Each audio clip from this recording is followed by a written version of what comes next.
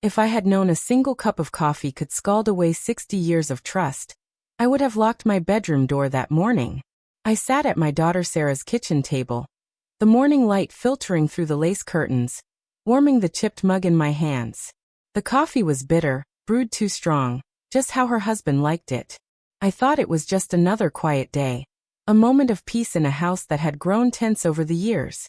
I was wrong. My grandson, Ethan, slouched in the chair across from me, his phone glowing in his hands. "Grandma," he said, not even looking up. "Can I use your credit card again? I need a new laptop for school. It's only like $4,000. My stomach tightened. I'd heard this before. Too many times. "No, Ethan," I said, my voice steady but soft. That's when Sarah, who'd been stirring sugar into her own mug, froze. The air shifted, heavy, like a storm was coming. She didn't speak at first. She just stared, her eyes narrowing, and the silence stretched, sharp and cold. Then, without a word, she grabbed my mug and flung the hot coffee across my lap. I gasped, the heat searing through my thin skirt, burning my thighs. The mug crashed to the floor, shattering into pieces. I stood, trembling, as the liquid soaked into my clothes, my skin stinging, my heart racing. Sarah crossed her arms, her face hard. "If you're going to be so stingy, maybe you don't belong here, Mom," she said, her voice low, like she was stating a fact. "Give Ethan what he needs or pack your bags." The words hit harder than the coffee. I looked at her, my own daughter, and saw no trace of the girl I'd raised. Just calculation, like I was a problem to solve, a bank to tap. Ethan didn't even flinch, still scrolling on his phone, as if this was normal. My hands shook as I grabbed a dish towel, dabbing at the mess on my skirt. The pain sharp but nothing compared to the ache in my chest. I'd moved in with Sarah 2 years ago after my knee surgery, when I couldn't climb the stairs to my old apartment. She'd insisted, said it was temporary, said she wanted to help. I believed her. I trusted her. Now, standing there, dripping and humiliated, I saw it clearly. Her help came with a price. I wasn't her mother anymore. I was her tenant, her ATM, her burden. The kitchen clock ticked, loud in the silence. Sarah leaned against the counter, watching me, waiting for me to cave. She always expected me to cave. $4,000, I said, my voice shaking but firm. "For a laptop?" Sarah's lips curled into a smirk. "You've got the money, Mom. You've been hoarding it since Dad passed. Why are you making this hard?" I wanted to scream, to tell her I'd paid for half their groceries, their internet, even the new tires on her car. I'd never asked for a dime in return. But I didn't. Instead, I looked at the broken mug on the floor, a piece of it catching the light, a tiny blue flower painted on the shard. It used to be part of something whole, like me. "I'm not paying for it," I said, meeting her eyes. Her smirk faded, replaced by something colder. "Then you're out by tonight," she snapped. Ethan finally looked up, not at me, but at his mom, like he was waiting for her to win this for him. I turned, my legs unsteady, and walked to the sink. The cold water felt good on my burned hands, but it didn't wash away the truth. Sarah didn't just want my money. She wanted my surrender. I dried my hands, slow and deliberate, and said, "I'll be gone by evening." Sarah blinked, surprised, like she hadn't expected me to fight back. But I wasn't fighting, not yet. I was remembering who I was before I let her take over my life. I walked to the guest room, my room, the one Sarah had set up so carefully when I first arrived, with a quilt from my old house and a lamp I loved. It felt like a stage now, a prop in her performance of care. I closed the door, the click loud in the quiet house. My thighs still burned, but the real pain was deeper, sharper, a betrayal that cut through years of love. Sarah hadn't just thrown coffee. She'd thrown away us. I sat on the edge of the bed, my hands resting on the quilt, and thought about the last 2 years. She'd offered to handle my bills, said it was easier that way. She'd taken my bank card to help with errands when I was still limping from surgery. She'd told the neighbors I was too tired to visit, when really, she never passed on their invitations. I'd let her, grateful for her help, blind to the strings attached. Now those strings felt like chains. I opened the nightstand drawer and pulled out a small envelope I'd hidden there months ago. Inside were copies of my ID, my social security card, and a bank statement I'd printed before Sarah switched everything to paperless. I didn't know why I'd kept them then, but now I did. Some part of me had always known this day would come. From the living room, I heard the TV hum to life, some cooking show Sarah loved. She was already moving on like nothing had happened. Ethan's footsteps thudded upstairs, probably to his room, probably buying something online with someone else's money. I stood, my knee aching but steady, and pulled my suitcase from the closet. It was old, faded, but mine. I started packing, folding each sweater with care, tucking in the small silver locket my husband, Tom, gave me before he died. It wasn't worth much, but it was mine. My hands moved slow, deliberate, no tears, no panic. I wasn't running. I was choosing. The house was quiet, too quiet, the kind of quiet that settles when love leaves a room. I zipped the suitcase and sat back down, my eyes catching a photo on the dresser. Me and Sarah at her high school graduation, both of us smiling, my arm around her. I wasn't smiling now. I was awake. Someone turned the doorknob, then stopped, like they thought better of it. Sarah or Ethan, I didn't know, and I didn't care. They thought I'd beg, that I'd fold. They didn't know me at all.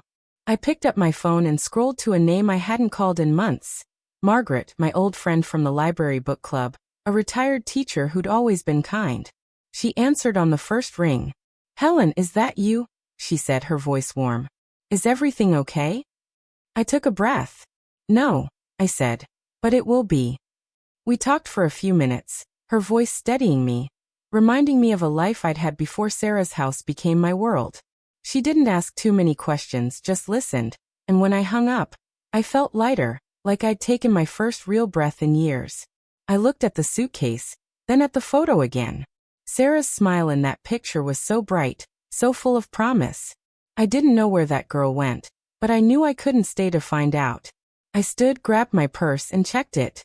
My wallet was there, but something felt off. I opened it, and my heart sank. My bank card was gone. I checked every pocket, every fold, nothing. My fingers shook as I dumped the purse onto the bed. Lipstick, a grocery receipt, a hair clip. No card. I'd used it last week at the pharmacy, I was sure. Sarah had driven me, held my purse while I waited for my prescription. She'd said it was heavy, offered to carry it. I thought she was being kind. Now I saw it. She wasn't helping. She was hunting. My breath caught, the room spinning for a moment. I sat back down, clutching the empty wallet. Sarah hadn't just taken my card. She'd taken my trust, piece by piece, until I had nothing left to give. I remembered her words from months ago. So casual, so smooth. "Let me handle your bills, Mom. It's easier this way." I'd nodded, grateful, handing over passwords, accounts, everything. I trusted my daughter. Now I couldn't even remember the last time I'd seen my bank balance. Everything was paperless, she'd said, to simplify. I felt sick, the truth settling like a stone in my stomach. They didn't love me. They loved what I could give them. I opened the envelope again, staring at the bank statement. The numbers were mine, but they felt foreign, like someone else's life. I checked under the bed, inside my Bible, even the pockets of my winter coat. No card. No ID. Just the sinking realization that Sarah hadn't just asked for my money. She'd taken it. And I'd let her. I sat on the bed, the empty wallet in my lap, my heart pounding so hard I thought it might break through my chest. The house was still, but it wasn't quiet. Not to me. Every creak, every hum of the fridge, felt like Sarah's shadow creeping closer. I'd trusted her, my own daughter, and now my bank card was gone. I pictured her holding it, swiping it for Ethan's new phone, her new shoes, all while I sat here, burned and betrayed. My hands shook as I stuffed the wallet back into my purse. I couldn't stay in this room, this house, another minute. But where could I go? I had no card, no cash, just a suitcase and a locket. I closed my eyes, trying to steady my breathing, but all I saw was Sarah's face, cold and sharp, as she threw that coffee. I saw Ethan's bored stare, like I was nothing. I wasn't nothing. I was Helen, who'd raised a daughter alone after Tom died, who'd worked double shifts at the grocery store to pay for her braces, her prom dress. I was still that woman, somewhere inside. I grabbed my phone again and called Margaret. She'd told me to call back if I needed her, and I did. Helen, what's wrong? She said, her voice soft but worried. I told her everything. The coffee, Ethan's demand, the missing card. My voice cracked, but I didn't cry. Not yet. Margaret didn't interrupt, just listened, and when I finished, she said, pack your bag. I'm coming to get you. I wanted to argue, to say I could handle it, but the truth was I couldn't. Not alone. Okay, I whispered. Thank you. I hung up and looked around the room. The quilt, the lamp, the photo of me and Sarah. They felt like lies now, pieces of a life that didn't exist anymore. I opened the suitcase again and tucked the photo inside, not because I wanted it, but because I couldn't leave it behind. It was proof of something we'd lost. I heard footsteps outside the door, heavy ones. Ethan. Grandma? He called, his voice lazy, like he was doing me a favor by speaking. I didn't answer. The knob turned, and he poked his head in, his hair messy, his eyes half-focused. Mom says you're leaving. That true? I nodded, folding a scarf, keeping my hands busy. He leaned against the doorframe, watching me. You don't have to go, you know. Just give me the card, and we're good. I stopped, my hands frozen on the scarf. He said it so casually, like he was asking for a glass of water. Ethan, I said, my voice low. Where's my bank card? He blinked, his face blank, but I saw it, a flicker in his eyes, quick and guilty. I don't know, he said too fast. Maybe you lost it. My chest tightened. He was lying. I knew it, the way I knew when he was little and lied about eating cookies before dinner. But this wasn't cookies. This was my life. I turned back to my suitcase, my fingers trembling. I didn't lose it, I said, not looking at him. He shrugged, like it didn't matter, and walked away. I heard his footsteps fade, then the TV volume go up. I wanted to scream, to grab him and make him tell me the truth, but what good would it do? They didn't care. I zipped the suitcase and dragged it to the door, my knee aching with every step. The burns on my thighs stung, but I ignored them. I had to get out. I checked my purse again, hoping I'd missed something, but there was nothing. No card, no cash, just that old receipt from the pharmacy. I unfolded it, staring at the date. Last week. Sarah had been with me, holding my purse, chatting with the cashier while I waited. I'd thought she was being sweet, helping her old mom. Now I saw her hands in my purse, slipping out my card, smiling while she stole from me. The doorbell rang, sharp and loud, cutting through my thoughts. I froze, my heart racing. Was it Margaret already? I grabbed my suitcase and hurried to the living room, my shoes clicking on the hardwood. Sarah was on the couch, her legs crossed, sipping coffee like nothing had happened. She didn't even look at me. I opened the door, expecting Margaret's warm smile, but it wasn't her. It was a man tall, in a gray suit, holding a clipboard. Helen Carter? He asked, his voice clipped. I nodded, confused. I'm from the bank, he said. We need to talk about some unusual activity on your account. My stomach dropped. Sarah's head snapped up, her eyes wide for a split second before she smoothed her face into a smile. Mom, who's that? She asked, her voice sweet, like she hadn't just thrown coffee at me. I didn't answer. I stepped onto the porch, closing the door behind me, my heart pounding. The man, Mr. Davis, showed me his badge. There've been withdrawals, he said, flipping through papers. Big ones. And a credit line opened in your name. Did you authorize this? I felt the world tilt. Withdrawals? Credit line? I shook my head, my voice gone. No. I managed. I didn't. He showed me a list, dates, amounts, stores. Thousands of dollars gone. New phones, clothes, a car payment. My hands shook as I read, the numbers blurring. Sarah's name wasn't on the list, but I knew. I saw her in every line, every dollar. We froze the account, Mr. Davis said. But we need your statement to investigate. I nodded, barely hearing him. My account, my savings, the money Tom and I had scraped together for years. It was slipping away, and my daughter was holding the strings. I glanced back at the house, the lace curtains fluttering. Sarah was watching from the window, her face unreadable. I wanted to march inside, demand answers, but my legs felt heavy, like they were stuck in mud. Can you come to the bank? Mr. Davis asked. I nodded again, clutching my purse. I'll need a ride, I said, my voice small. He hesitated, then nodded. I can take you. As we walked to his car, I heard the front door open. Mom, where are you going? Sarah called, her voice sharp now, no trace of sweetness. I didn't turn around. I kept walking, my suitcase bumping against my leg, the burns on my thighs screaming. Mr. Davis opened the car door for me, and I slid in, my hands trembling. As we pulled away, I looked back. Sarah stood on the porch, her arms crossed, Ethan behind her, his phone still in his hand. They didn't move, didn't wave, just watched me go. I felt a tear slide down my cheek, but I wiped it away. I wasn't crying for them. I was crying for me, for the years I'd given them, for the trust I'd lost. The bank wasn't far, but it felt like a different world. Mr. Davis parked and handed me a tissue. You okay? He asked. I nodded, though I wasn't. Not yet. But I would be. Inside the bank, it was cold, the air conditioning humming. Mr. Davis led me to a small office, where a woman named Linda waited. She had kind eyes like Margaret's, and a notepad full of questions. Tell me what happened, she said. I took a breath and started with the coffee, the missing card, Sarah's demands.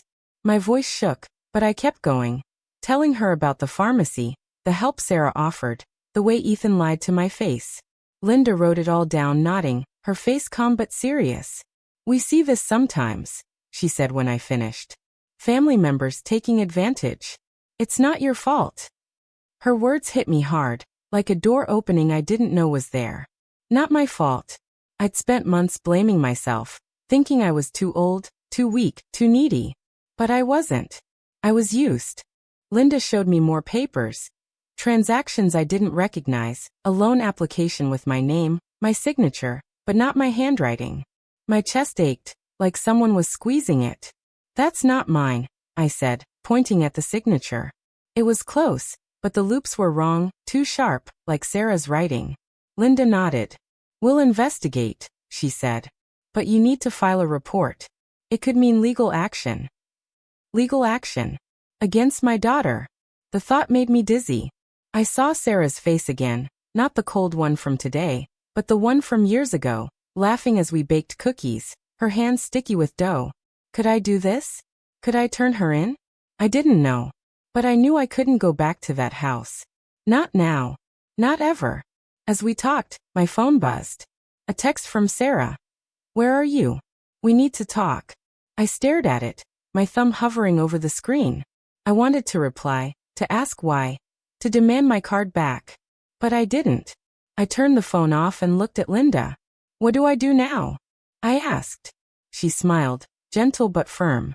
You take back what's yours, she said. I nodded, the words sinking in. Take back what's mine. My money, my life, my strength. I didn't know how, but for the first time in years, I felt it, a spark, small but real, telling me I could. I wasn't broken. I was just beginning. I sat in the bank's small office, the chair hard under me, Linda's words echoing in my head. Take back what's yours. My hands gripped the arms of the chair, my knuckles white. The papers on her desk showed a life I didn't recognize. Purchases, loans, a signature that wasn't mine but carried my name. Sarah's name wasn't on those papers, but I felt her in every line, every number. My phone sat silent in my purse, Sarah's text unanswered. I couldn't face her yet. Not after the coffee, not after the lies. Linda looked at me, her pen hovering over her notepad. Helen, we need to file that report, she said, her voice gentle but firm. It's the first step to stopping this. I nodded, my throat tight. What happens if I do? I asked.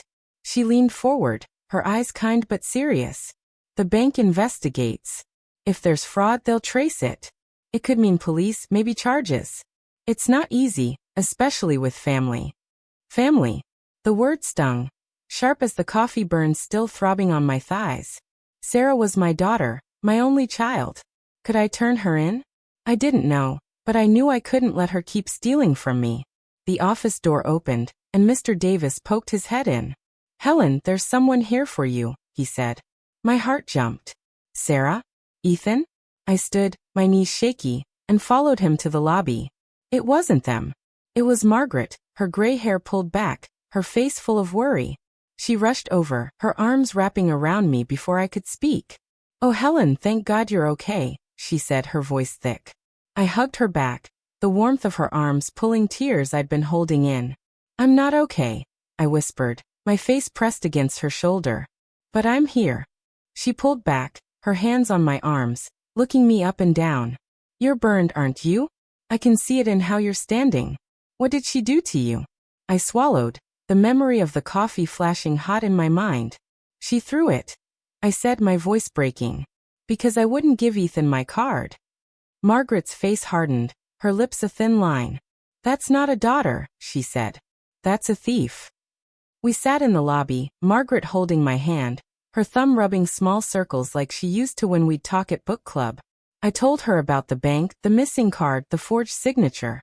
Her eyes widened, but she didn't interrupt, just listened, her grip tightening. When I finished, she shook her head. Helen, you can't go back there. You're staying with me tonight. I opened my mouth to protest, but she held up a hand. No arguing. You're family to me, more than she is right now. Her words hit hard, a mix of comfort and pain. Family. I'd thought Sarah was that, but now I wasn't sure what family meant. Thank you, I said, my voice small. Margaret squeezed my hand. We'll figure this out. Together. Linda called me back to the office, and Margaret came with me, her presence like a shield. Linda had more papers, a form for the fraud report. This is where you start, she said, sliding it across the desk. I stared at it, the blank lines waiting for my words, my truth. What do I write? I asked, my voice shaking. Linda's voice softened. Just tell your story, Helen. What happened today, what you suspect. We'll take it from there. I picked up the pen, but my hand froze. Writing it down meant admitting it, all of it. Sarah's betrayal, Ethan's lies, my own blindness. Margaret leaned close. You're stronger than you think, she said. You've been through worse. She was right. I'd lost Tom to cancer, worked nights to keep us afloat, raised Sarah alone. I wasn't weak. I'd just forgotten. I started writing, the pen scratching against the paper. My daughter, Sarah, threw hot coffee on me this morning. She wanted my credit card for her son, Ethan. I said no. My bank card is missing, and I think she took it. The words poured out, simple but heavy, each one a step away from the life I'd known. I wrote about the pharmacy, her help. The way she'd isolated me, kept me from friends, made me feel small. My hand shook, but I kept going, tears blurring the ink. When I finished, I pushed the form back to Linda. She read it, her face calm but sad. This is enough to start, she said. We'll need to verify some things. Can you come back tomorrow? I nodded, though I didn't know where I'd be tomorrow. Margaret spoke up. She'll be with me. I'll bring her. Linda smiled, a small real smile. You've got a good friend, Helen. As we left the bank, Margaret's car waiting outside, my phone buzzed again. Another text from Sarah. Mom, come home. We can fix this. I stared at it, my heart twisting. Fix this? After coffee, after theft, after lies? I wanted to believe her, to see my little girl again, but all I saw was her cold stare, the mug shattering on the floor. Don't answer, Margaret said, glancing at my phone. She's scared now. Let her be. I nodded, turning the phone off, but the words stayed with me, pulling at something deep inside. We got in the car and Margaret drove, the town passing in a blur, grocery stores, gas stations, places I used to go before Sarah became my world. Where are we going? I asked, my voice tired. My place, Margaret said. It's small, but it's yours for as long as you need. Her house was cozy, a little cluttered with books and knitted blankets, the kind of place that felt lived in, loved. She made tea, the kettle whistling as we sat at her kitchen table. Helen, she said, setting a mug in front of me. You don't have to decide everything tonight, but you need to know you're not alone. I sipped the tea, the warmth soothing the ache in my chest. I feel so stupid, I said, my voice barely a whisper. I let her take everything. Margaret shook her head. You loved her. That's not stupid. It's human. Her words were soft, but they cut through the fog in my mind. Human. I'd been human, trusting, giving, hoping. And Sarah had used it against me. The doorbell rang, and I jumped, my tea sloshing. Margaret frowned, glancing at the clock. It's late, she said, standing. Stay here. I nodded, my heart racing, the mug trembling in my hands. I heard voices at the door, low at first, then louder. Sarah's voice. I know she's here, she said, sharp and demanding. Let me see her. My stomach twisted, fear mixing with anger. Margaret's voice stayed calm but firm. She doesn't want to see you, Sarah. Not tonight. Sarah's tone shifted, softer now, almost pleading. Please, Margaret. I just want to talk. She's my mom. I stood, my legs shaky, and moved to the hallway, where I could see them. Sarah stood on the porch, her hair messy, her eyes red like she'd been crying. For a moment, I saw the girl I knew, the one who'd clung to me after nightmares, who'd laughed with me over silly movies. But then I saw the coffee, the missing card, the forged signature. Go home, Sarah, I said, stepping into view. My voice was steady, stronger than I felt. She froze, her eyes locking on mine. Mom, please, she said, her voice breaking. I didn't mean it. The coffee, it was an accident. Let's talk. I wanted to believe her, to run to her, but something in me held back. Where's my bank card? I asked, my voice cold. Her face changed just for a second, a flash of something, guilt, maybe, or fear. I don't know, she said, too quick like Ethan. I shook my head. Don't lie to me, Sarah. Not anymore. She opened her mouth, then closed it, tears spilling down her cheeks. I'm sorry, she whispered, but it felt hollow, like a line she'd practiced. Margaret stepped between us. Go home, she said again, her voice like steel. Sarah looked at me, her eyes pleading, but I turned away, back to the kitchen, my heart pounding. I heard the door close, the lock click, and Margaret's footsteps returning. You did good, she said, sitting beside me. I nodded, but inside I was breaking. Sorry wasn't enough. Not this time. As I sipped my tea, my eyes caught a small notebook on the table, half hidden under a magazine. It was old, the cover worn, with Tom's notes written in his careful handwriting. I'd given it to Margaret after he died, full of his scribbles, recipes, reminders, little love notes he'd left for me. I reached for it, my fingers brushing the cover. You kept this? I asked, my voice thick. Margaret nodded. It felt like a piece of you, she said. I opened it, and a folded paper slipped out, yellowed but familiar. It was a letter from Tom, written before he got sick. Helen, you're stronger than you know. Don't ever let anyone take that from you. My eyes stung, tears falling onto the page. Tom had seen it, even then. I wasn't just a mother, a widow, a burden. I was me, and I was still here. I held Tom's letter, my fingers tracing his handwriting, the words blurring through my tears. You're stronger than you know. His voice felt so close, like he was sitting across from me at Margaret's kitchen table, not gone 5 years. The tea in my mug had gone cold, but I didn't care. I was lost in the ache of missing him, of wishing he could see me now, broken but fighting. Margaret sat beside me, quiet, letting me feel it all. The house smelled of lavender and old books, a safe kind of smell, so different from Sarah's house, where every corner held tension. I folded the letter and tucked it into my pocket, next to my heart. He always knew what to say, I said, my voice soft. Margaret nodded, her eyes warm. Tom was a good man. He'd be proud of you, Helen. I wanted to believe her, but pride felt far away. All I felt was hurt, raw and heavy, like a bruise that wouldn't fade. The phone buzzed on the table, snapping me back. I flinched, expecting Sarah's name, but it was a number I didn't know. I hesitated, my hand hovering. Answer it, Margaret said, her voice gentle but firm. Could be the bank. I nodded, my stomach twisting, and picked up. Hello. I said, my voice shaky. A man's voice came through, calm but serious. Mrs. Carter, this is Detective Ryan from the police department. The bank sent us your fraud report. Can we meet? My heart stopped. Police. It was real now, not just papers and suspicions. Sarah's face flashed in my mind, her tears on the porch, her lies about the card. Yes, I said, barely a whisper. I'm at a friend's. Can you come here? I gave him Margaret's address, my hands trembling as I hung up. Margaret raised an eyebrow. Police? She asked. I nodded, my throat tight. They want to talk about the report. Her face softened, But there was something else in her eyes. Anger, maybe, for me. "You're doing the right thing," she said. I wasn't so sure. While we waited, Margaret made more tea, the kettle's whistle filling the quiet. She set a plate of cookies in front of me. The kind we used to share at book club, soft and chewy with chocolate chips. "Eat," she said, pushing the plate closer. "You haven't had anything all day." I took one, not because I was hungry, but because it felt normal, human, like a moment from a life I used to have. The cookie tasted sweet, but it didn't fill the hole inside me. "Margaret," I said, staring at the crumbs. "Did I do this? Did I make Sarah this way?" She put her hand over mine, her fingers warm.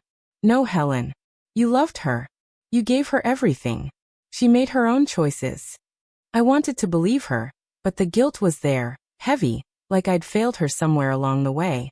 The doorbell rang, and my heart jumped again. Margaret went to answer it, and I heard a man's voice, low and polite. She led him in, Detective Ryan, tall, with gray hair and a notepad in his hand. He smiled, but it was the kind of smile that didn't reach his eyes. "Mrs. Carter," he said, sitting across from me. "I know this is hard. Can you tell me what happened?" I took a breath, my hands twisting in my lap. I told him about the coffee, Ethan's demands, the missing card, the bank's papers, the forged signature. My voice shook, but I kept going, the words spilling out like water from a cracked cup. He wrote it all down, his face calm, but I saw his jaw tighten when I mentioned the coffee. "That's assault," he said, looking up. "You could press charges for that, too." I froze, the word assault hitting like a slap. I'd been calling it a fight, a moment, but assault? It made it real, uglier. "I don't know," I said, my voice small. "She's my daughter." Detective Ryan leaned forward, his voice softer now. "I get it. Family's complicated. But what she did, taking your money, hurting you, that's not okay. We're looking into the transactions. Some of them trace back to her address." My stomach dropped. Her address. Our house. The one I'd lived in, cooked in, believed in. "What did she buy?" I asked, dreading the answer. He flipped through his notepad. "Electronics, clothes, a down payment on a car, and a vacation package. Hawaii, booked last month." Hawaii. I pictured Sarah and Ethan on a beach, laughing, while I sat in their house, my savings draining. I felt sick, my hands gripping the table. "I didn't know," I said, my voice breaking. Margaret squeezed my shoulder. "You couldn't have," she said. "She hid it from you." Detective Ryan closed his notepad. "We'll need you to come to the station tomorrow to sign a statement. And Helen," he said, his voice gentle, "you might want to think about a restraining order, just to be safe." A restraining order? Against Sarah? My daughter? I nodded, but my mind was spinning. I saw her as a little girl, running to me with a scraped knee, her eyes full of trust. Where had that girl gone? After he left, Margaret sat with me, the house quiet again. "You don't have to decide now," she said. "But you need to protect yourself." I nodded, but I felt lost, like I was floating in a sea of choices I didn't want to make. My phone buzzed again and I flinched. Another text, this time from Ethan. "Grandma, Mom's freaking out. Come home. She's sorry." I stared at it, my heart twisting. Sorry again. I wanted to believe it, to run back and fix everything, but I remembered the coffee, the lies, the vacation I didn't know about. I showed the text to Margaret. She shook her head. "He's just like her," she said. "Don't answer." I didn't. But I kept the phone on, staring at the screen, waiting for something, a call, a text, a sign that Sarah was still my daughter.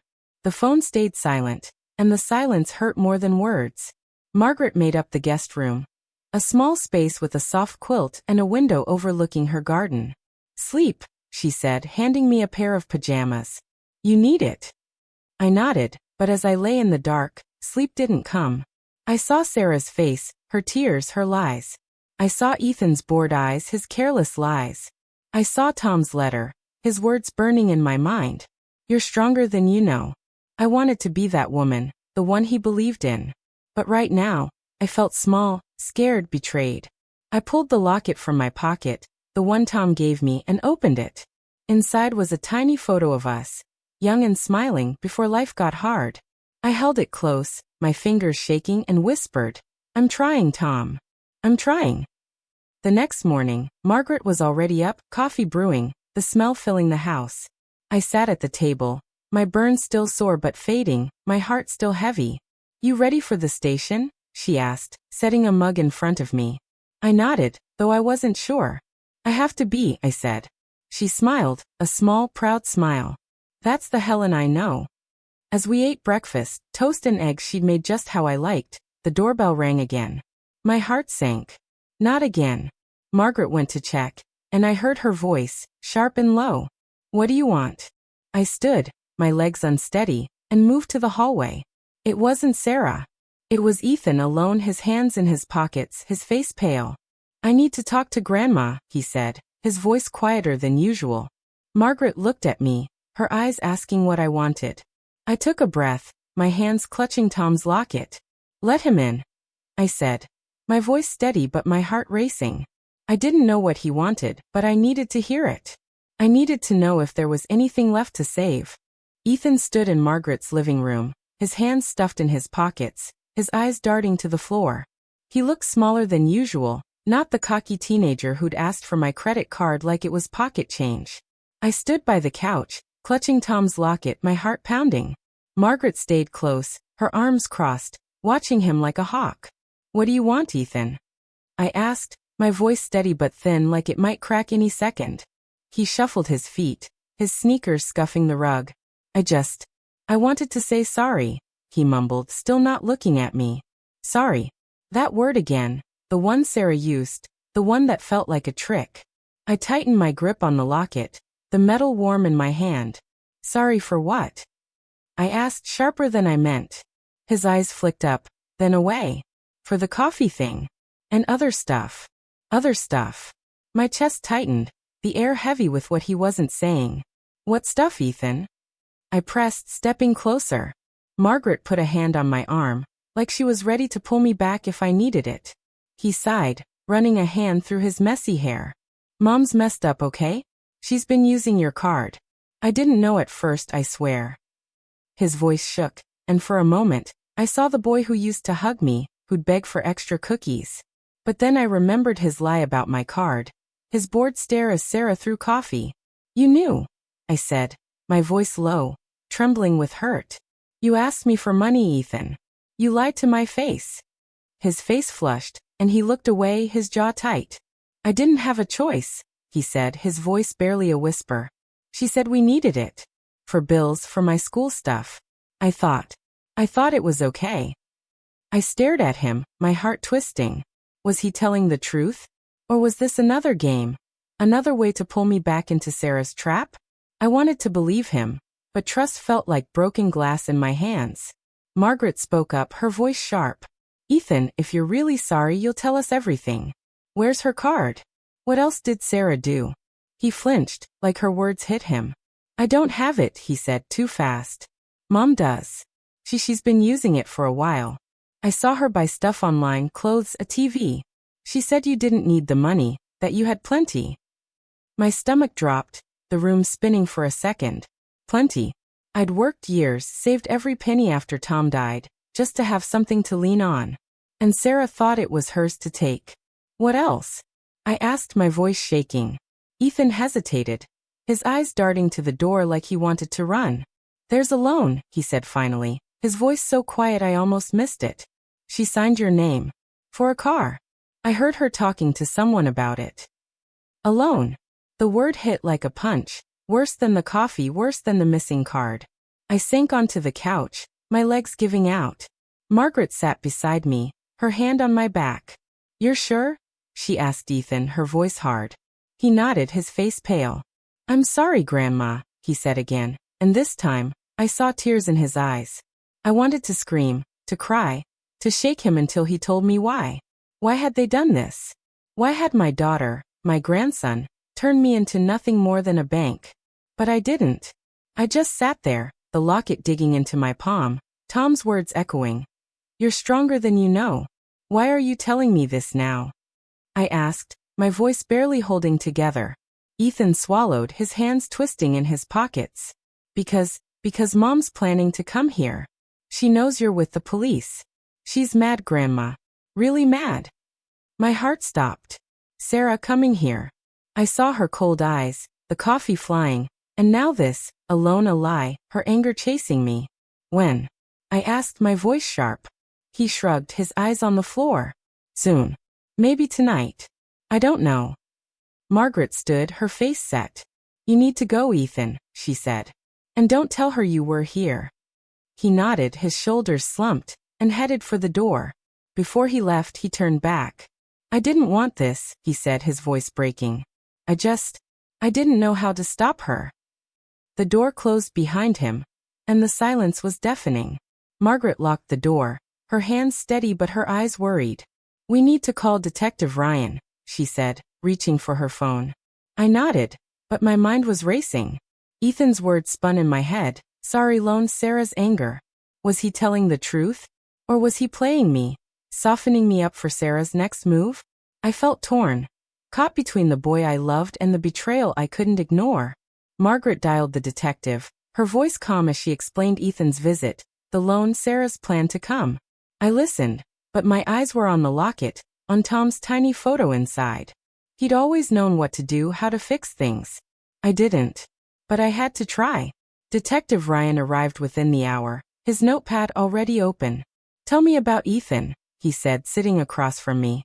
I told him everything, his apology, the loan, Sarah's plans. My voice shook, but I kept going, the words spilling out like they'd been waiting. He seemed scared, I said. But I don't know if I can trust him. Ryan nodded, writing fast. We'll look into the loan, he said. And we'll have a patrol car nearby tonight, just in case Sarah shows up. In case. The words made my skin crawl. I saw Sarah's face again, not the crying girl on the porch, but the one who'd thrown coffee, who'd stolen my card, my life. What if she tries something? I asked, my voice small. Ryan's eyes softened. You're safe here, Helen. We'll make sure of it. I nodded, but I didn't feel safe. I felt like a stranger in my own story, fighting a battle I never wanted. After he left, Margaret made dinner, simple soup and bread, but I couldn't eat. My stomach was knotted, my mind stuck on Ethan's tears, Sarah's anger, the loan I didn't sign. You need to rest, Margaret said, clearing the dishes. You're exhausted. I nodded, but as I followed her to the guest room, my phone buzzed again. A new text, from a different number this time. Mom, I know you're mad. Meet me tomorrow alone. I'll explain everything. My heart raced. Sarah. How did she get a new number? Did Ethan tell her where I was? I showed Margaret and her face hardened. Don't answer, she said. It's a trap. I nodded, but my fingers hovered over the phone, wanting to reply, to believe there was something left to save. I turned it off instead, my hands shaking. I climbed into bed, the quilt soft but cold, and held Tom's locket tight. I didn't sleep. I lay there, listening for footsteps, for Sarah's voice, for the sound of my world breaking again. The next morning, I woke to a quiet house, the sun filtering through the curtains. Margaret was already up, coffee ready, but her face was tense. Helen, she said, setting a mug in front of me. There's something you need to see. She handed me a piece of paper, a note slipped under her door overnight. It was in Sarah's handwriting, sharp and angry. You can't run from me, Mom. Give me what's mine or I'll take it. My heart stopped, fear mixing with rage. What's mine? She meant my money, my life, everything I'd built. I looked at Margaret, my hands trembling. She was here. I said, my voice barely a whisper. Margaret nodded, her face grim. We're calling Ryan. Now. As she dialed, I stared at the note, Sarah's words burning into me. I wasn't running anymore. I was done being her victim. But as the phone rang, I heard a car pull up outside, the engine loud, too familiar. My heart sank. Sarah was here, and I wasn't ready. The car engine outside growled, loud and sharp, cutting through the morning quiet. I clutched Sarah's note, her words. Give me what's mine, or I'll take it, burning in my mind. My heart raced, fear tangling with anger. Margaret stood by the phone, talking fast to Detective Ryan.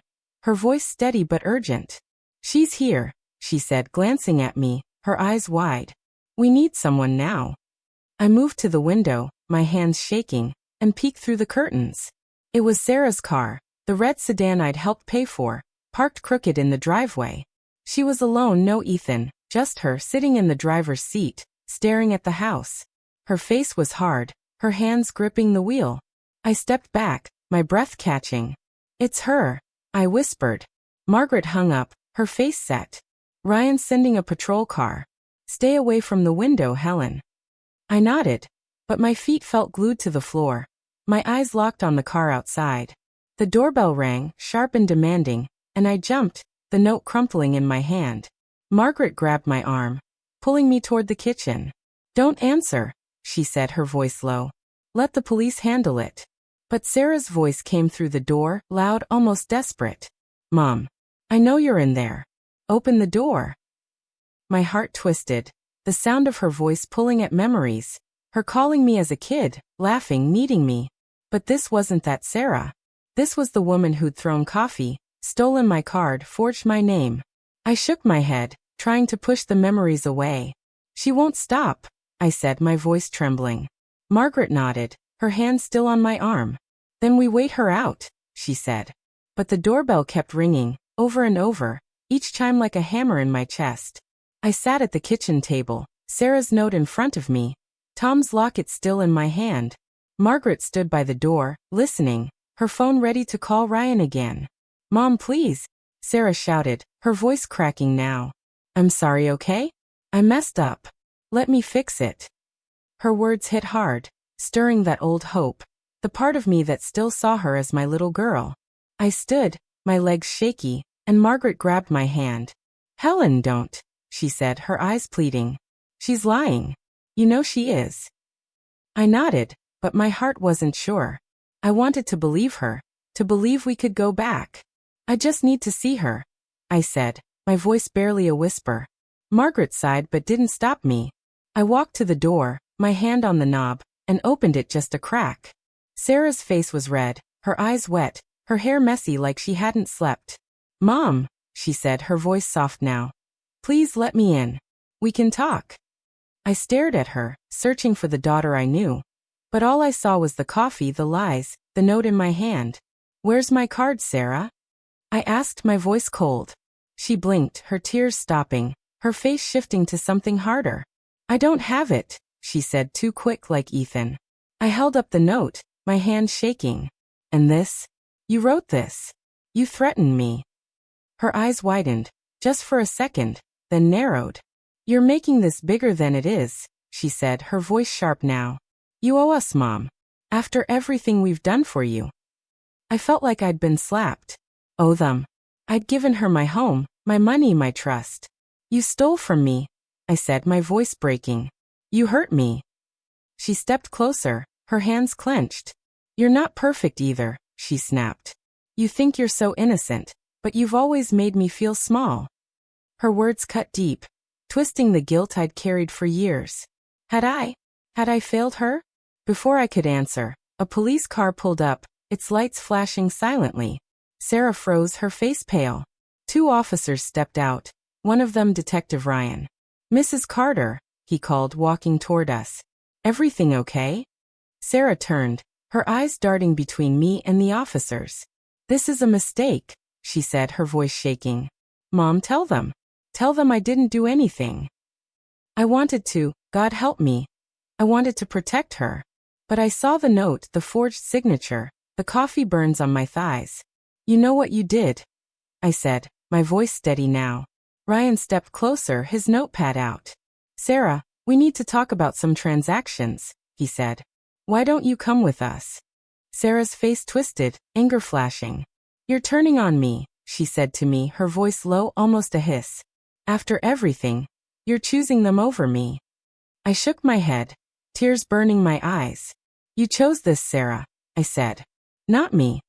She didn't move, just stared at me, her eyes cold, like I was a stranger. The officer stepped closer, and she backed away, her hands up. "Fine," she snapped. "I'll go. But this isn't over, Mom." She got in her car, slamming the door, and drove off, tires screeching. Ryan watched her go, then turned to me. "We'll follow up," he said. "You did the right thing, Helen." I nodded, but I didn't feel right. I felt empty, like I'd lost something I couldn't name. Margaret pulled me inside, locking the door. "You're okay," she said, her voice soft. I shook my head, tears falling now. "I'm not," I said. "She's my daughter, Margaret. How did it come to this?" She hugged me, her arms strong. And I let myself cry, the sobs shaking me, years of love and pain spilling out. We sat in the kitchen, the note still on the table, a reminder of Sarah's threat. Margaret made tea, her hands steady, but I could see the worry in her eyes. "She's not done," I said, my voice thick. Margaret nodded. "Maybe not. But you're not alone, Helen." I sipped the tea, the warmth doing little to ease the cold inside me. My phone buzzed, and I flinched, expecting Sarah again. But it was a voicemail, from a number I didn't know. I played it, my hands trembling. It was Ethan, his voice quiet, shaky. "Grandma, I'm sorry. I didn't tell Mom I was there. I found something in her room, papers with your name. I took pictures. I'll send them to you. I want to help." My heart stopped. Papers. Was he telling the truth? Or was this another trick? I showed Margaret the voicemail, and she frowned. "Be careful," she said. "He could be playing both sides." I nodded, but my mind was racing. If Ethan was telling the truth, those papers could prove everything: the loan, the theft, Sarah's lies. Minutes later, my phone pinged. Photos from Ethan. A stack of documents, my name scrawled across them, loan agreements, bank statements. One showed a transfer, $10,000, to an account I didn't recognize. My hands shook as I zoomed in. Sarah's handwriting, clear as day, on a form I'd never seen. I felt sick, betrayed all over again, but also something else. Anger, sharp and clear. "Call Ryan," I said to Margaret, my voice steady now. "He needs to see this." As she dialed, I looked at the photos again, my heart pounding. Ethan had sent them, risked his mom's anger to help me. Or was he setting me up? I didn't know, but I couldn't stop now. I was in too deep, fighting for my life, my truth. As Margaret talked to Ryan, I heard another car outside, quieter this time. My stomach twisted. I moved to the window, my heart in my throat. It wasn't Sarah. It was a delivery van, dropping off a package at the neighbor's. I let out a breath, my hands shaking. But then my phone buzzed again, a text from Sarah's new number. "You can't hide forever, Mom. I know where you are." My blood ran cold. She wasn't giving up. And neither was I. I clutched Tom's locket, his words my anchor. "You're stronger than you know." I was starting to believe it, but as I looked at the note on the table, Sarah's threat loomed large. She was coming for me, and I had to be ready. Sarah's text glared at me from my phone screen. "You can't hide forever, Mom. I know where you are." My hands shook, the words like a knife in my chest. I sat at Margaret's kitchen table, the photos Ethan sent still open on my phone. Papers with my name, Sarah's handwriting, proof of her lies. The air felt heavy, like a storm was about to break. Margaret was on the phone with Detective Ryan, her voice low but urgent, telling him about the text, the photos, Sarah's threats. I clutched Tom's locket, its edges digging into my palm. His words my only anchor. "You're stronger than you know." I wanted to believe him, but fear clawed at me. Sarah wasn't just my daughter anymore. She was a shadow chasing me, wanting to take everything I had left. Margaret hung up, her face tight. "Ryan's coming over," she said, sitting beside me. "He wants the phone, the photos, everything. He says they're building a case." A case. Against Sarah. My heart ached, torn between the mother who loved her and the woman she'd hurt. What if she comes back? I asked, my voice small. Margaret's eyes softened, but her voice was firm. "She won't touch you, Helen. Not here. Not with the police watching." I nodded, but her words didn't ease the knot in my stomach. I glanced at the window, half expecting Sarah's car, her angry face. The street was quiet, but it didn't feel safe. Nothing did. My phone buzzed again, and I jumped, my heart racing. Another text from Ethan. "Grandma, I'm scared. Mom knows I took the pictures. She's yelling. What do I do?" I stared at it, my breath catching. Ethan scared. Was he telling the truth? Or was this another trick, a way to pull me back? I showed Margaret and she frowned. "Don't answer yet," she said. "We need to show Ryan." I nodded, but my fingers itched to reply, to help him. He was my grandson, the boy who'd once drawn me pictures, who'd laughed at my bad jokes. But he'd lied before, looked away while Sarah stole from me. I didn't know who he was anymore. He sounds scared, I said, my voice breaking. Margaret put her hand on mine. Maybe he is. Or maybe he's playing you. Be careful, Helen. Her words hurt, but I knew she was right. Trust was a luxury I couldn't afford. The doorbell rang, sharp and loud, and I flinched, my heart in my throat. Margaret stood, peering through the window. It's Ryan, she said, relief in her voice. She opened the door, and Detective Ryan stepped in, his face serious but calm. Helen, he said, sitting across from me. Show me the texts, the photos. I handed him my phone, my hands trembling. He scrolled through, his jaw tightening as he saw Sarah's threat, Ethan's message, the documents. This is good evidence, he said, looking up. The loan papers, the transfers, it's enough to move forward. But we need to talk about Ethan. If he's telling the truth, he could be a witness. A witness? Against his own mother. I felt sick, picturing Ethan in a courtroom, torn between us. He's just a kid, I said, my voice weak. Ryan nodded, his eyes kind. I know. But if he's involved, or if he knows more, we need him to talk. Can you call him? I hesitated, my heart pounding. Call Ethan, risk pulling him deeper into this mess. But if he was scared, if he needed me, could I turn away? I nodded, and Ryan handed me the phone. I dialed Ethan, my fingers shaking, the line ringing loud in the quiet room. He picked up on the second ring, his voice low, almost a whisper. Grandma, he said, and I heard fear, real fear. Ethan, are you okay? I asked, my voice soft but urgent. There was a pause, then a shaky breath. No, he said. Mom's freaking out. She found my phone, saw I sent you stuff. She hit me. My heart stopped, anger and pain rushing through me. Hit him? Sarah, my daughter, hitting her own son? I saw her throwing coffee, her cold eyes, and now this. Where are you? I asked, gripping the phone. Home, he said, his voice breaking. She's in her room, yelling at someone on the phone. I'm in the bathroom, hiding. Hiding. My grandson, hiding from his mother. I felt tears burn my eyes, but I pushed them back. Stay there, I said. I'm with the police. We're coming to get you. Ryan nodded, already texting someone, his face grim. Ethan's voice cracked. I'm sorry, Grandma. I didn't mean for this.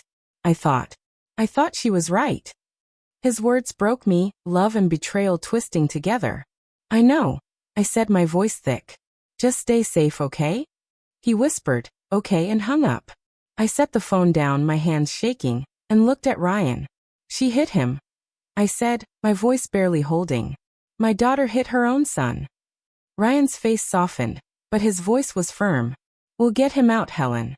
I've got officers heading there now. I nodded, but my mind was spinning. Sarah, out of control, hurting Ethan, coming for me. What had happened to her? To us? Margaret made coffee, her hands steady, but I saw the worry in her eyes. You're doing the right thing, she said, setting a mug in front of me. I shook my head, the tears coming now. I don't know what's right anymore, I said. She's my daughter, Margaret. And Ethan, he's just a kid, caught in her mess. She sat beside me, her hand on my arm. You're saving him, she said. And yourself. I wanted to believe her, but guilt weighed me down. Had I missed something, years ago, that turned Sarah into this? Or was it her choice, her heart, that changed? Ryan's radio crackled, a voice cutting through. Suspect left the residence, it said. No sign of the minor. My heart sank. Sarah was gone, and Ethan wasn't there. What does that mean? I asked, my voice shaking. Ryan frowned, listening. She might have taken him, he said. Or he ran. We're checking. Ran. I pictured Ethan, scared, alone, running from his own mother. I stood, my legs unsteady. I need to find him, I said, grabbing my phone. Margaret stopped me, her hands firm. You can't go out there, Helen. It's not safe. I pulled away, anger flashing. He's my grandson, I said. I can't just sit here. Ryan stood, his voice calm but stern. We'll find him, Helen. But you need to stay here, where we can protect you. I sank back into the chair, my hands covering my face, tears slipping through my fingers. I felt helpless, like everything I loved was slipping away. My phone buzzed and I grabbed it, hoping for Ethan. It was another text from Sarah. "You turned my son against me. You'll pay for this." My blood ran cold, her words like a slap. I showed Ryan and his face hardened. "She's escalating," he said. "We're putting a car outside tonight." I nodded, but fear choked me. Sarah wasn't just angry. She was desperate, and desperate people did desperate things. Margaret hugged me, her arms strong. "You're not alone," she said, her voice fierce. I nodded, but my eyes were on the phone, on Sarah's threat, Ethan's photos, Tom's locket in my hand. I wasn't alone, but I was terrified. As Ryan left to coordinate the search for Ethan, Margaret locked the doors, checking the windows like we were under siege. "We'll get through this," she said, but her voice shook. I nodded, but my mind was elsewhere, picturing Ethan's scared face, Sarah's angry one. Then my phone buzzed again, not a text but a voicemail. I played it, my heart pounding. It was Ethan whispering, his voice barely audible. "Grandma, I'm at the park by the library." I ran. "Mom's looking for me. Help." The message cut off, and I gasped, tears falling. The park. I knew it, just a few blocks away, where I'd taken him as a kid to play on the swings. "He's at the park," I said, standing, my voice urgent. Margaret grabbed her keys. "We're not waiting," she said. "Ryan can meet us there." I nodded, grabbing my phone. Tom's locket, my heart racing. Ethan needed me, and for the first time in days I felt it, strength real and raw, pushing me forward. Sarah could threaten me, but she wouldn't take him. Not this time. Margaret's car sped through the quiet streets, the park just a few blocks away, but every second felt like forever. I clutched my phone, Ethan's voicemail replaying in my head. "I'm at the park by the library." I ran. "Mom's looking for me." His voice, so scared, broke my heart. I held Tom's locket tight, its weight grounding me, his words pushing me forward. "You're stronger than you know." Margaret's hands gripped the wheel, her face set, but I saw fear in her eyes. "We'll find him, Helen," she said, her voice steady but tight. I nodded, my throat too dry to speak. The park was where I'd taken Ethan as a kid, pushing him on the swings, laughing as he ran through the grass. Now he was hiding there, running from Sarah, from the mess she'd made. My chest ached, anger and love fighting inside me.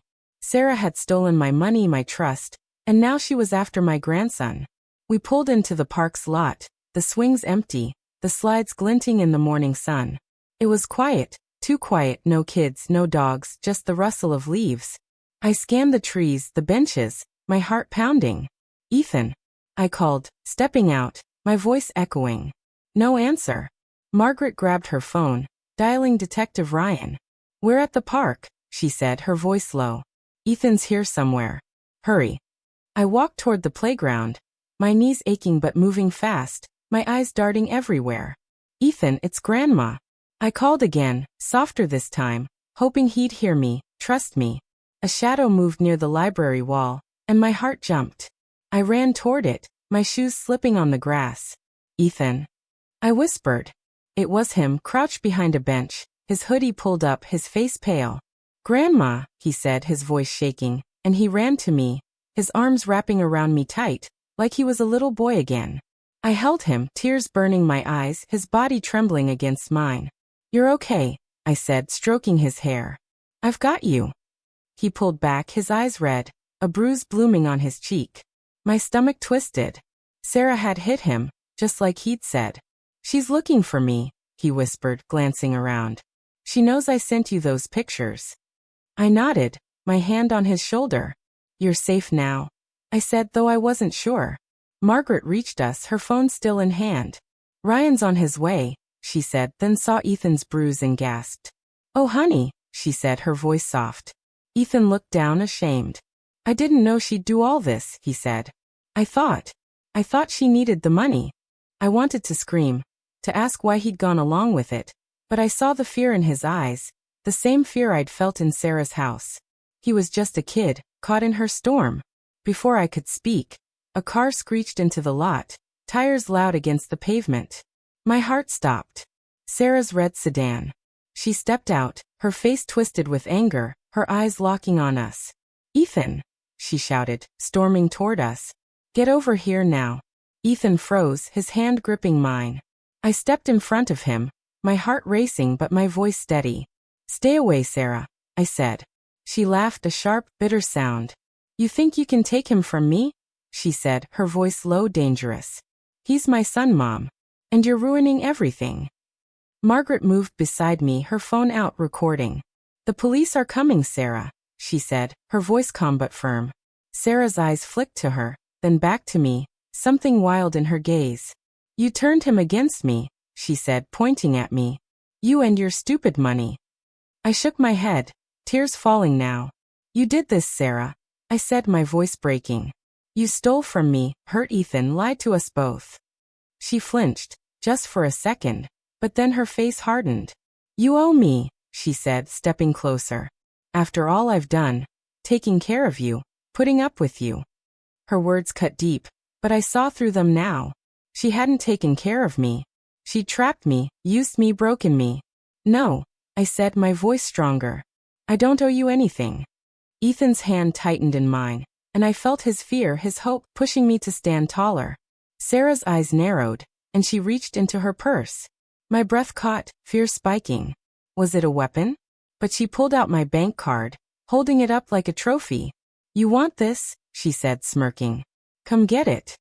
I stared at the card, the one she'd stolen, the one that started this nightmare. Part of me wanted to grab it, to end this, but I knew better. It wasn't about the card anymore. It was about her control, her lies. Before I could speak, another car pulled up, fast and loud. Not police.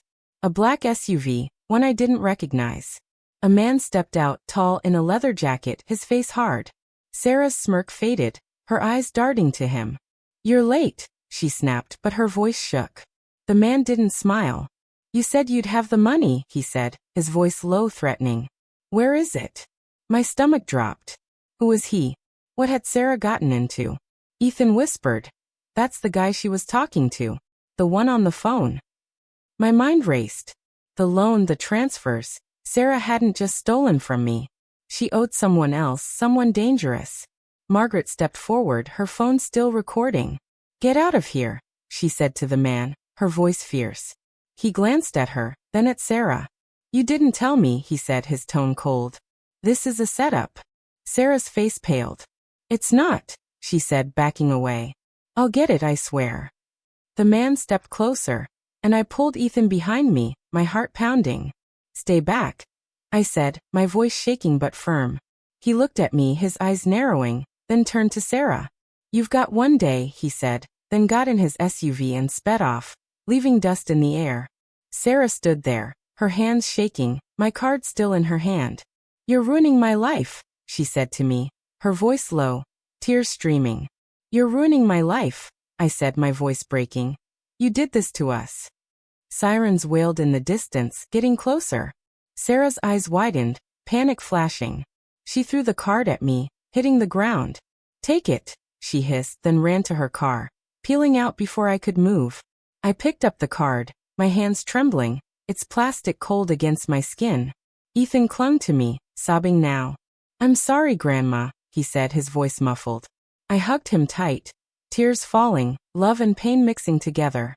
It's okay, I said, though it wasn't. Not yet. The police arrived, Ryan stepping out, his face grim. You okay? He asked, looking at Ethan's bruise, the card in my hand. I nodded, unable to speak. She's gone, I said, my voice thick. He nodded, talking into his radio, sending officers after her. Margaret helped me and Ethan in her car, the park fading behind us. Ethan sat in the back, quiet now, his eyes distant. She didn't used to be like this, he said, his voice small. She changed. I nodded, my heart aching. I'd seen it too, but I didn't know why. Back at Margaret's, Ryan met us, taking Ethan's statement, my card, the video Margaret recorded. This changes things, he said. That man, she's in debt to someone serious. We're tracking her. Serious. The word scared me, but it also explained her desperation, her anger. She wasn't just after my money. She was running from something bigger. As Ryan left, I sat with Ethan, his hand in mine, Margaret making soup. My phone buzzed, a new text, no number. You think you won, but you didn't. I'm not done. My heart sank. Sarah still out there, still fighting. But then another text came, from an email this time, a bank alert. My account had been accessed again, just minutes ago, from a new device. My blood ran cold. Sarah still had access, somehow, even after everything. I showed Margaret my phone and she gasped, "How?" I didn't know, but I knew one thing. Sarah wasn't just coming for me. She was already here in my life, tearing it apart. I held Ethan's hand, Tom's locket in my pocket, and felt a new fire inside me. She could try to break me, but I wasn't breaking anymore. Weeks had passed since that day at the park, but Sarah's shadow still hung over me. I sat in Margaret's living room, sunlight streaming through the window, warming the quilt on my lap. Ethan was at school, his first day back, his bruise faded but his eyes still heavy with everything we'd been through. My phone was quiet now, no more texts, no more threats, but the bank alert from that day, Sarah accessing my account again, kept me awake at night. Detective Ryan had found her trail, a cheap motel 2 towns over, but she'd slipped away, always one step ahead. The police froze my accounts, changed my passwords, but I didn't feel safe. Not yet. Tom's locket rested against my chest, its weight a reminder.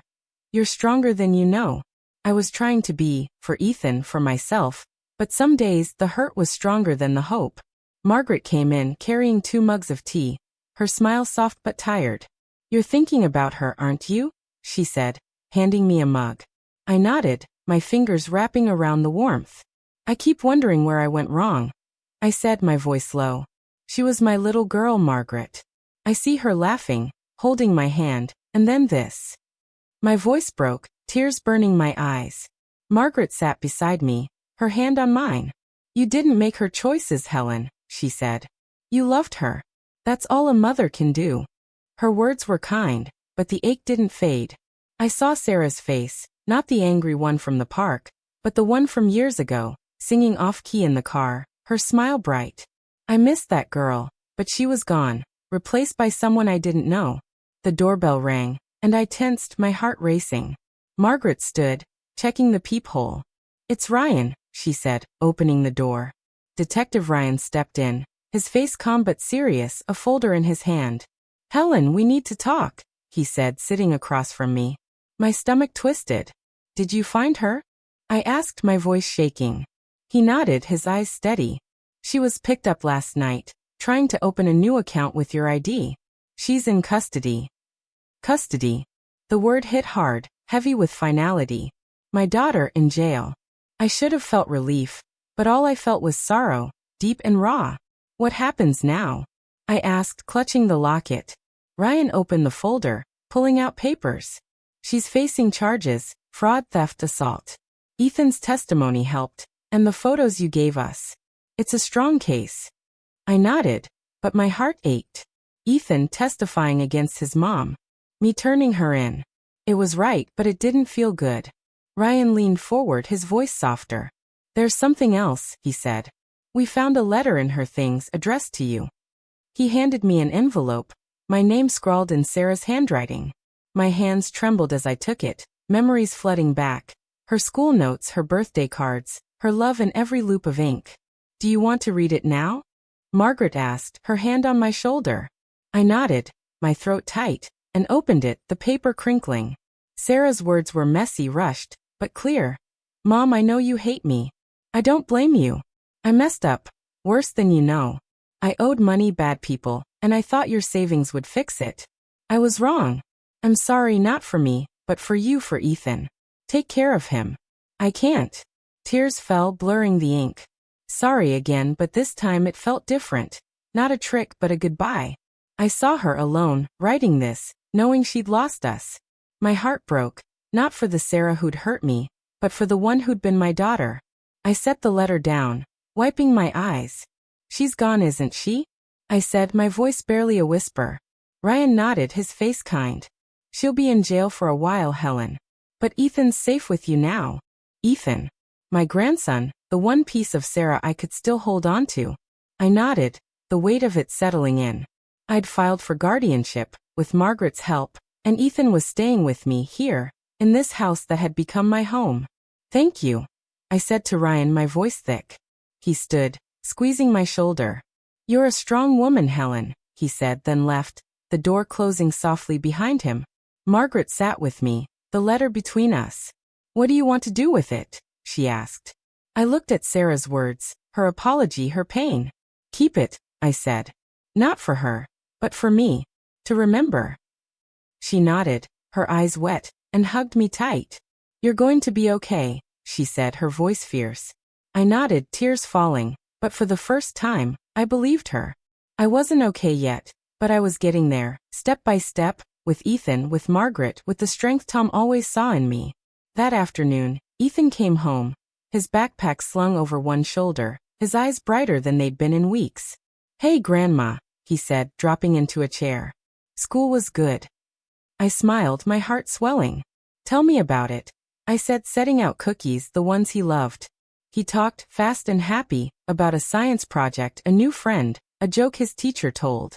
I listened, really listened, seeing the boy he was, not the one who'd lied. I'm proud of you, I said, my voice soft. He looked up, surprised, then smiled, a real smile, like Sarah's used to be. Thanks, he said, grabbing another cookie. I'm proud of you too. His words hit deep. A gift I didn't expect, and I felt tears prickle. We were healing, not perfect, but together. Later, I walked to the garden alone, Tom's locket in my pocket. The flowers were bright, the air soft, and I sat on the bench, thinking of him, of Sarah. Of Sarah, I took a deep breath and opened the locket. His tiny photo of us smiling. I did it, Tom. I whispered, my voice steady. I'm still here. The wind moved, gentle, like his answer, and I smiled, tears falling but warm now, not cold. Sarah had tried to take everything, my money, my trust, my heart, but she hadn't. I had Ethan, Margaret, this life I'd fought for, piece by piece. As I walked back inside, Ethan was helping Margaret with dishes, laughing at something she'd said. I stopped, watching them, my family now. Not what I'd left behind, but what I'd found. The pain of Sarah's betrayal would stay, but it didn't own me. I'd learned the hardest lesson. Love doesn't mean giving everything. It means knowing what to keep for yourself. I joined them, grabbing a towel, my heart full, not heavy. I wasn't the woman Sarah had tried to break. I was Helen, strong, loved, and finally free. Moral lesson. True strength comes from loving others without losing yourself, and sometimes, letting go is the bravest way to hold on to who you are.